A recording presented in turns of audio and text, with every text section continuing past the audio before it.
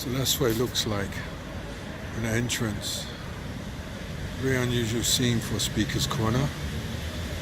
Usually more pleasant and quiet. Has an over-presence of police. Let's go inside and see what's going on.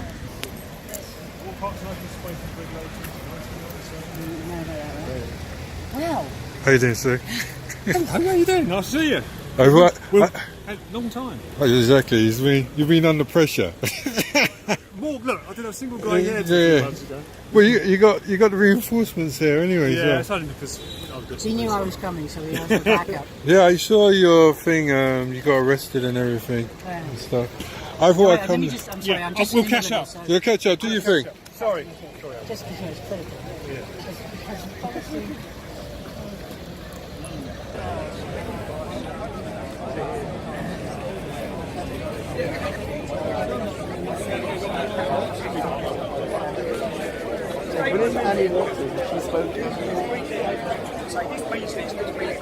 You're not allowed to do this. You're actually doing it. You're breaking the law.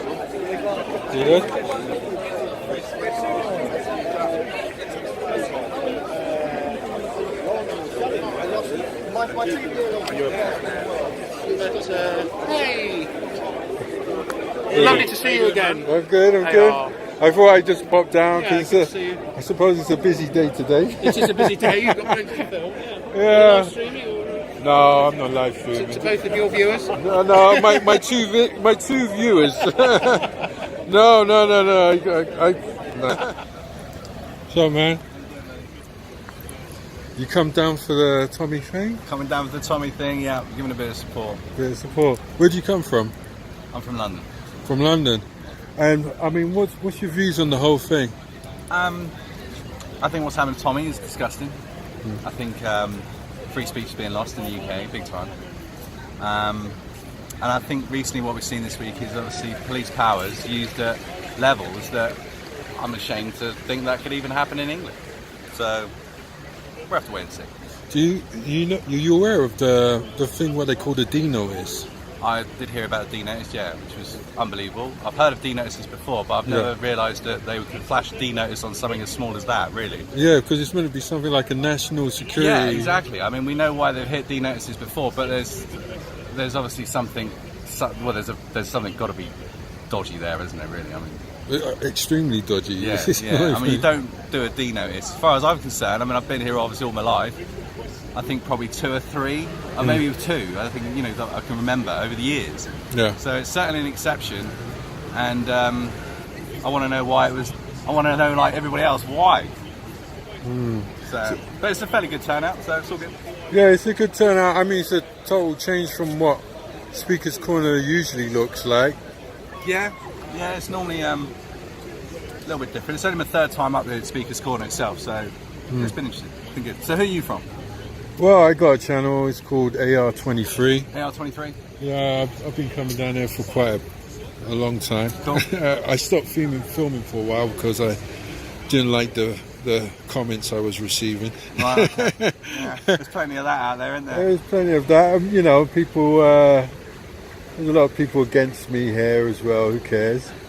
But regardless, I thought I'd come down and film and capture it, and so we get another perspective. Well, you're doing your little bit like everybody else is doing their little bit, right? That's the important thing. Exactly. I think it's unfair what happened to Mr. Robinson in terms of what he's doing was going against paedophilia, and I mean, there's too much of that going on at the moment. Yeah, you can't. No one should be happy that a person got locked up for fighting against paedophilia. No. Yeah, so that's odd in itself. Very odd. Very odd. Anyway, listen. You take care. What's your name, sir? John. John. My hands are full. Nice to meet you. What's yours? Ian. Ian. Nice All to right, meet you. mate. You take care. Yeah. Right. So that's one person. I'm going to talk to some more. I'm going to go in a bit deeper. False. No,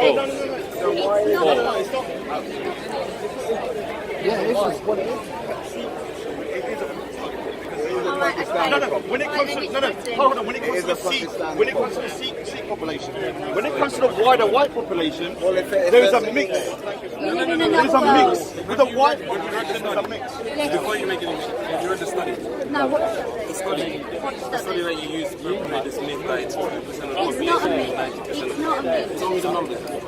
It is around 4 or 5% of the population. I'll give you the number. Right, so out of 236 convictions in 1995 to 2016, over 215 were Asian. I've got the conviction. From where? Okay, so what's that got to do with Muslims? Hold on. Hold on. Right, Let me finish.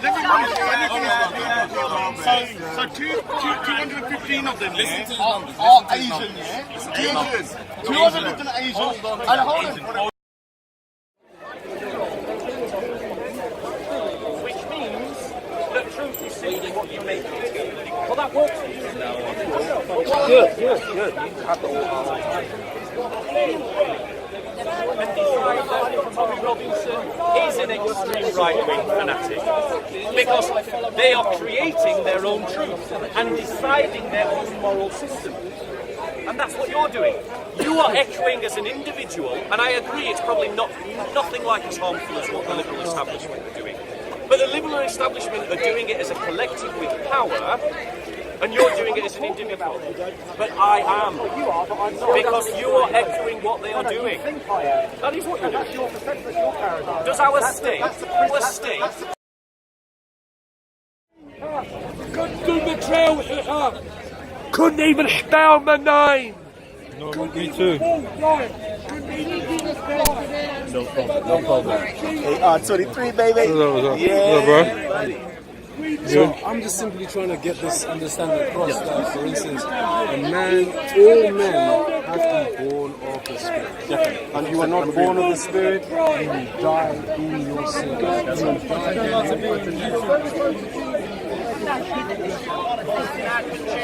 since the dawn of time, nobody here knows politics can be something called a democracy.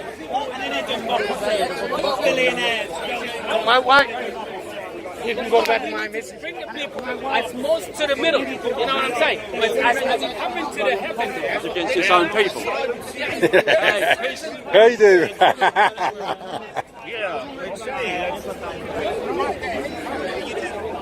What's up, man? Yeah, long time, man. I haven't seen you for a while. I know. It's like, oh, good.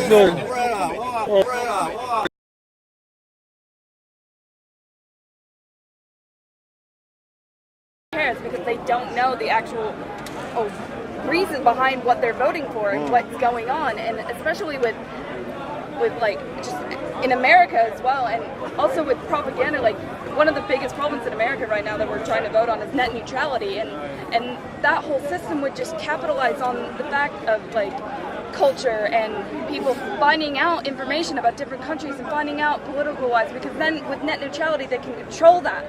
Like with the banning of net neutrality they can control that and control what we see and control all the information we take in, so we vote to agree with their stance on things. So I'll just quickly address that. I believe education is the core principle in politicization. Yeah. But I'm not going to... Following on from that, okay, what do you do if the majority of people are stupid? Yeah, okay, hold this sort of ties in. Yeah.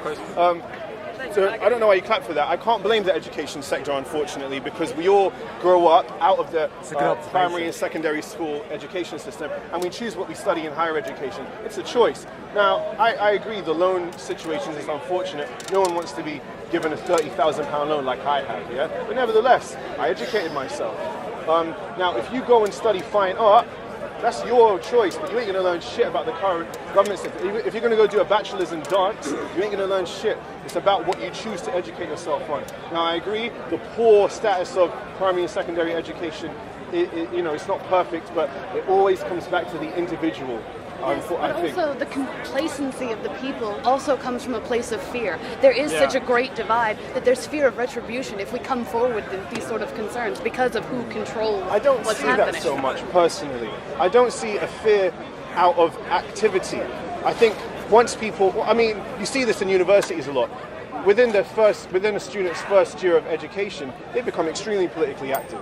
You know, there's no fear there. In fact, they're encouraged to be politically active. My syllabus, when I was studying, was a very politically active one, and it sort of encourages you to take alternative perspectives and critically challenge the status quo. Arguably, universities are a safe place as a stepping stone politically, though.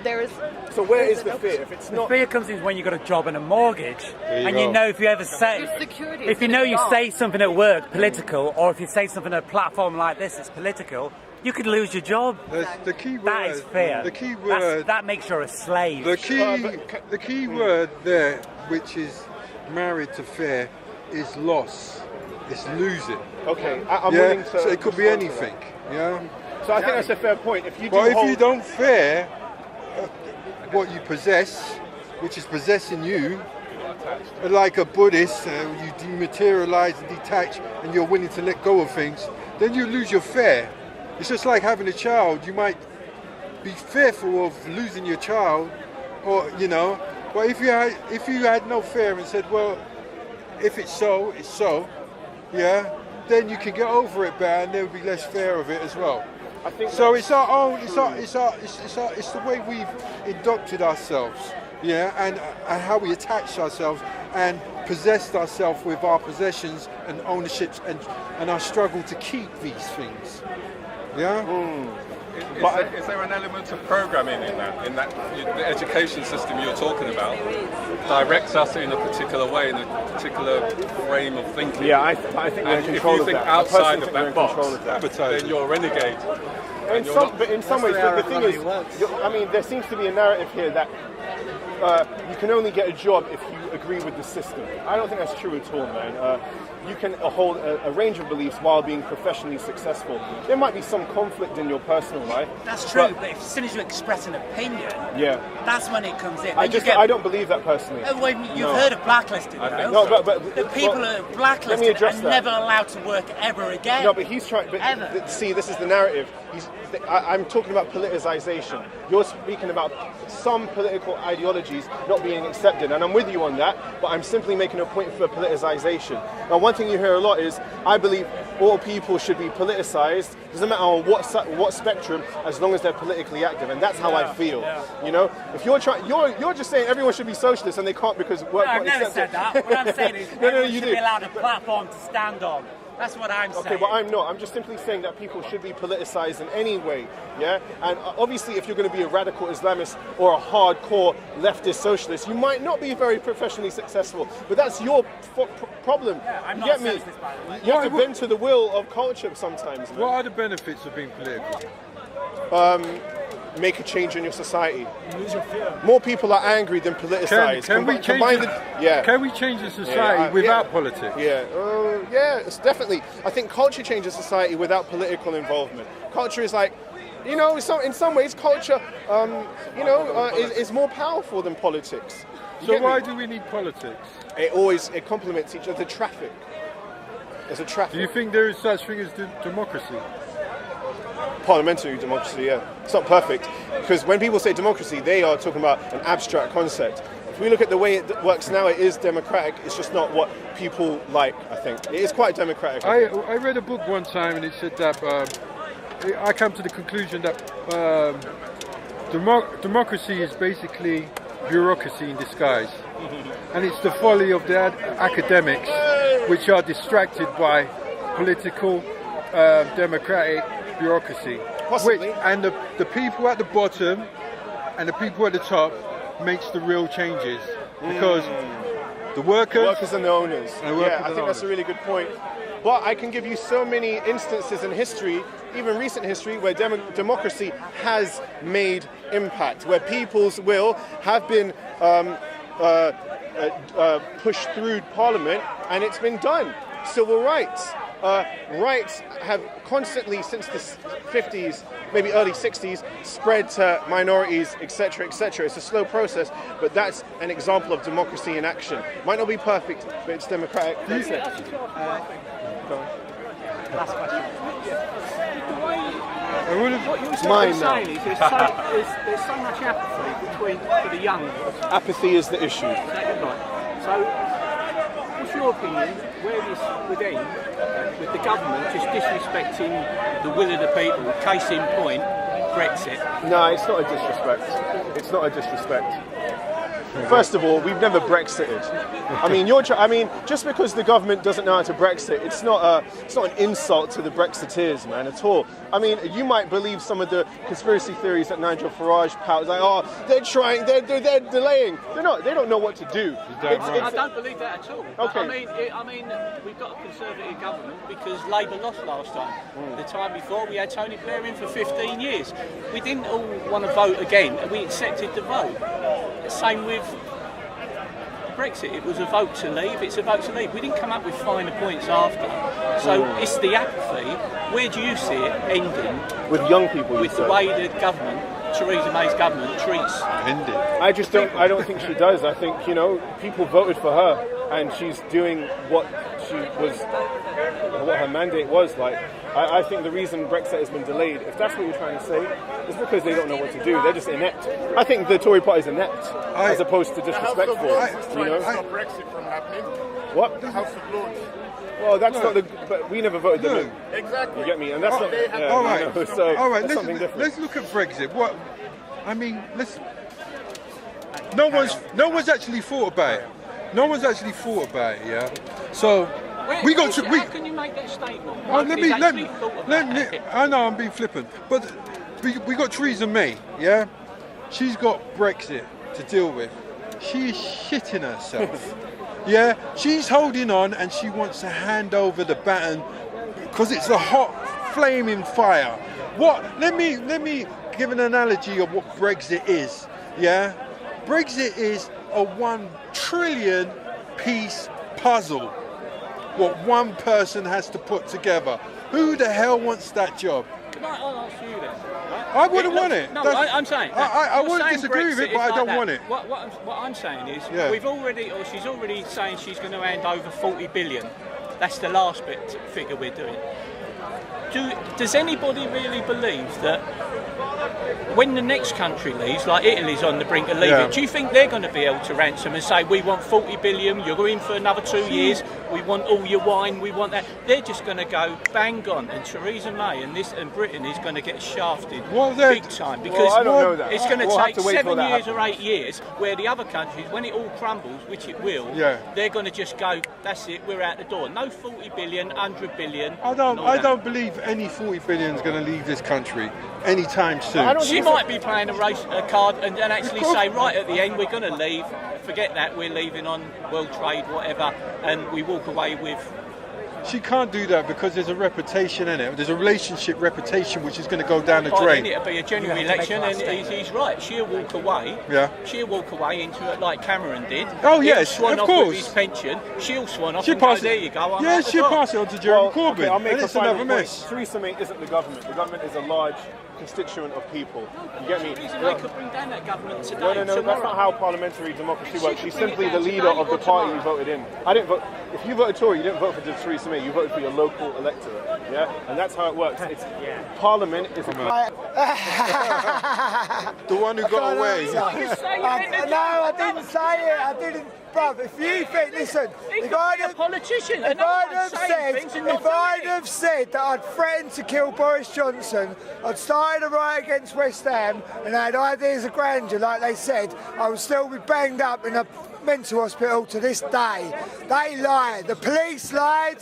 The politicians lied.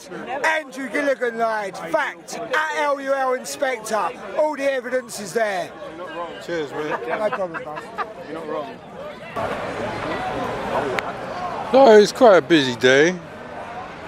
A lot of police presence here, and a lot of people, a lot of diverse people down here.